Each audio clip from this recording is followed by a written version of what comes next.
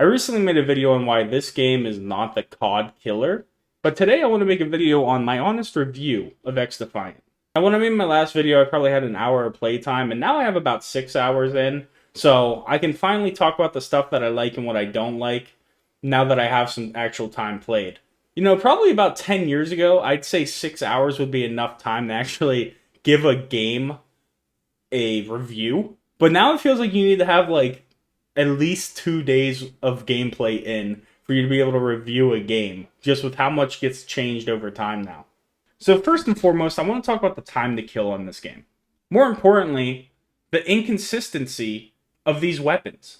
I could use the sniper preset class, shoot a guy 5 feet in front of me in the torso. I would wipe 50 of this guy's HP and then he would absolutely shit on me with an SMG. I can then take that same gun and shoot somebody that's 30 feet away in the torso, and I would get them killed completely.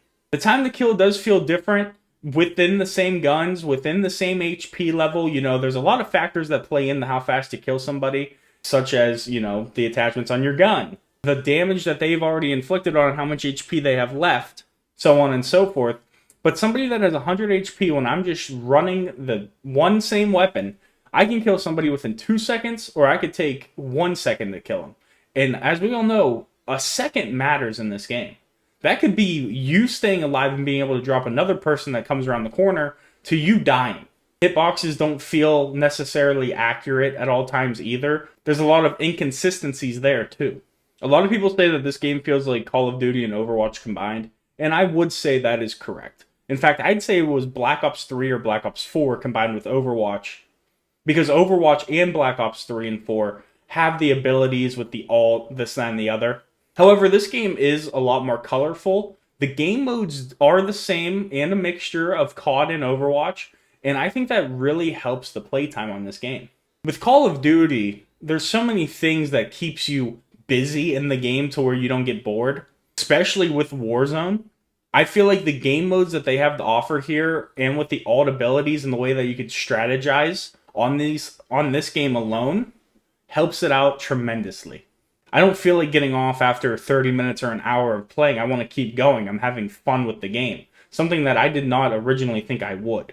We do have to talk about the sweats on this game, but that is just something that happens with every new first-person shooter, pretty much any game whatsoever. You will have a bunch of people that hop on the game, they're no lives, they'll sit on there for 10 plus hours a day, and they'll just run this game like it's nothing, getting as much weapon XP and upgrading their guns as fast as possible, as well as going through the ranks. There are a lot of movement issues that I'll go over right now and try to keep them nice and short, but I get a lot of dead slides on the game. It feels like an Ubisoft game. It doesn't feel natural movement, and I have messed with my settings a ton. I've done the best settings I can find online that they have listed for it based off of different people's perspective. And the game sometimes will feel natural and smooth, but it's also inconsistent there where it feels really sticky. My buddy made a good point and said that it feels like it's a keyboard and mouse game. Whereas with Call of Duty, you can switch it out and there's no real difference. It depends on what kind of player you are. It feels like it needs to be a snappier movement, something that the controller loses with that. This game's not groundbreaking by any means either.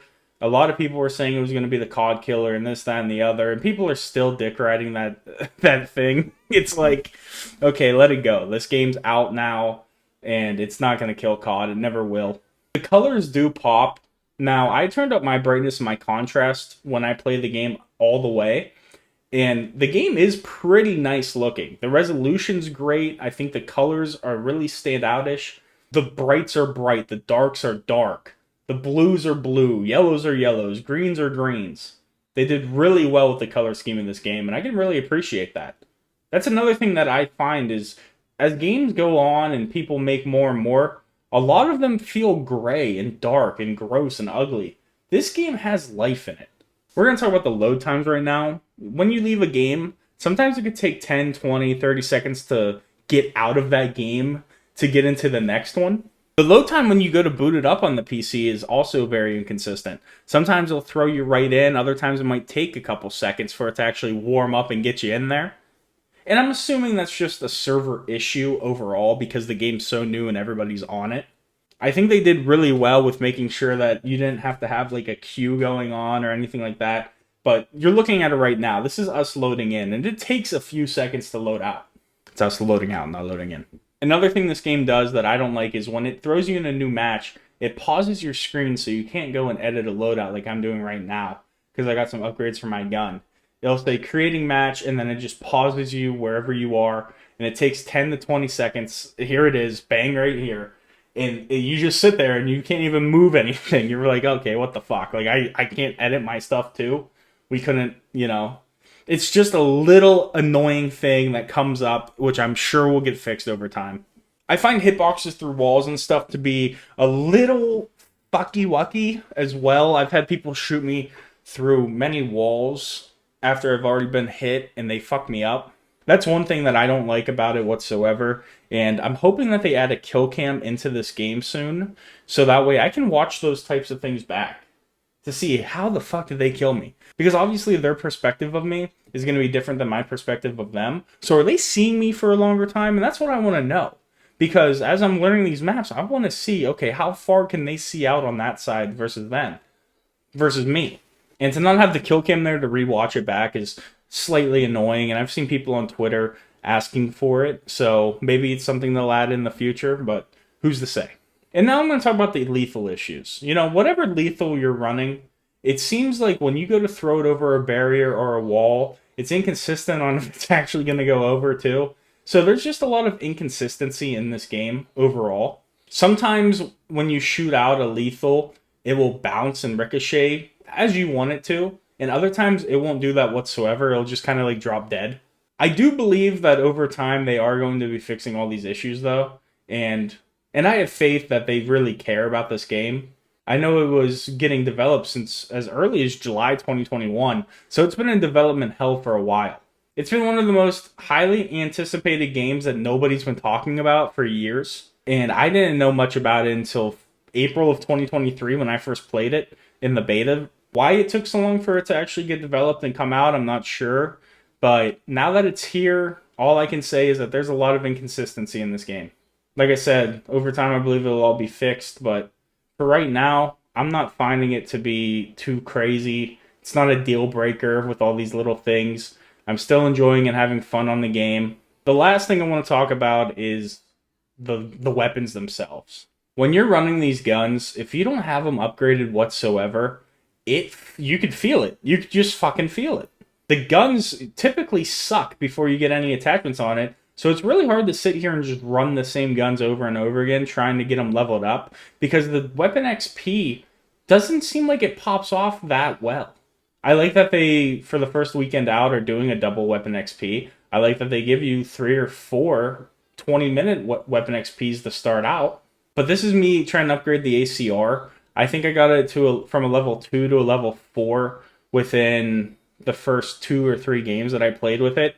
And in that time, it just takes a while for the leveling up of guns. So this gun really sucks right now. And you could say that happens with Call of Duty. By all means, go ahead. But this game, it feels like it stands out a lot more. The MP5 is trash. AK-47, trash. ACR, trash. And so when you're trying to upgrade these guns and you're playing against these sweats that have been on the game for probably since release, they have not slept. They're just 40 monsters in. Mom, can you get me another bag of Doritos? I know I already ate this family-sized one, but I have to not get off the game, Mom. Please, I have to get gold by this weekend. I swear to God, I will fucking kill myself. When you're playing guys like that, it's just rough, man. Like, I just want to hop on and have a good time. I don't think they'll ever really change up the gun aspect of it. Certain guns will obviously hit harder than others and have buffs, and they'll probably do nerfs and shit like Call of Duty does. But to start out, you know, if you just get a little extra something in there for some of these guns, so that way from level 1 to 4 it doesn't completely suck dick, that'd be great. And I would push it past level 4, honestly. Level 4 is when you unlock a muzzle. You know, you got to get this thing up to 10, 12 levels before it's anywhere near good enough to actually use. But all in all, I would rate this game, with everything being said, a solid 6. It's fun to play. It's alright. It has a lot of inconsistent features that I hope to get fixed soon, but it's not terrible. It's not a deal breaker. It's no COD killer. I don't believe it's ever going to be able to kill COD. I said that many times, and it's just because there's a lot of dick riders out there that say it will. I like the alts, I like the abilities, and I'm going to keep playing with my friends and having a good time on this game, and hopefully see the changes that need to be made. Anyway, thank you guys so much for watching this video. I really appreciate it, and if you're wondering, hey, should I check out this game? You know what? Give it a shot. Give it an hour or two before you can really sit there and, get into it. It takes a while to learn the maps. It takes a while to learn the strats, especially with the different game modes. But once you get in a good flow state, you'll be just rocking. Me and my buddy, I think we won like 8 or 9 games in a row. It was our personal best win streak, and we were having a great time doing it. And we only played for like an hour. So the games go typically quickly, unless you're playing Escort.